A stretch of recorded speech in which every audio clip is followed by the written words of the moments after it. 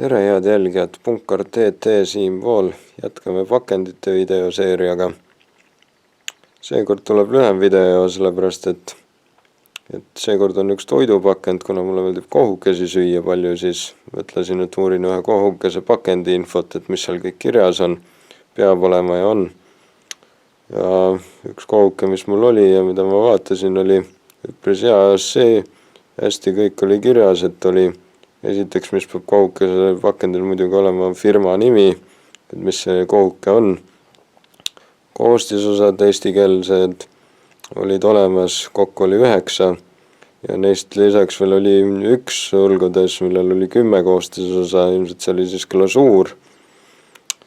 Samuti oli olemas toitumisalane info, kui keegi ei tea, mis see on, siis see on üks tabeli moodi asi, mis suurematel pakenditel on tabeli moodi, aga selle puhul oli väiksemalt, et kus on järjest toodud ära, palju on 100 grammis tootes energiasisaldust, palju rasva annab, palju on külastunud rasvhappeid, süsivesikuid, suhkruid ja valke ehk valgud.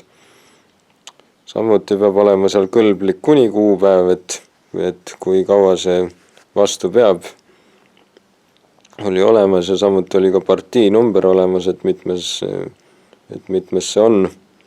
Samuti oli netokogus olemas ja veel oli ka lause, mida peab kindlasti jälgima, et säilitada temperatuuril 0–6 kraadi, siis on mõnus seda süüa, kui sa näiteks kohe süüa ei taha, ehk siis pange külmkappi. Samuti olid olemas tootja andmed, riik, kust pärit on, linn, kus ilmselt firma asub, siis telefoninumber, kuhu saab vajadusel helistada, kui mingi probleem on. Ja olid ka erinevad märgistused, näiteks märgistus, mis tähendab, et võib toiduga kokku puutuda, et siis taaskasutatava materjali sümbol ja identifitseerimismärgis oli ka. Et jah, kuna kohukese pakend on siuke väiksem, siis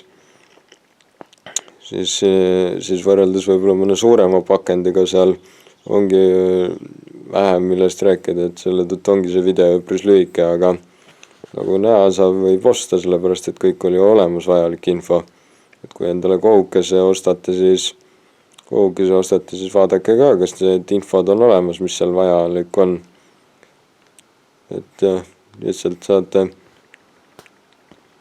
mõni võib-olla küsib, et milleks mul seda vaja on, ega mina seda ei ostnud ja ma ei tea, eks te ise teate, ega ma ei sunni teid vaatama neid, aga ega see teie aega kindlasti ei raiska. Võib-olla hakkate järgmine kord juba poes vaatama, et mis seal kõik on, mis need koostisosad on ja kas on üldse hea mõte seda võib-olla äkki osta. Või siis just saate teada, et sellel mingit allergiat ei ole, allergilisi koostisosi ei ole, mis võivad allergiat tekitada, nii et ma võin selle vabalt osta ja ära süüa. Aga jah, selline lühike video, olge terved ja näeme jälle.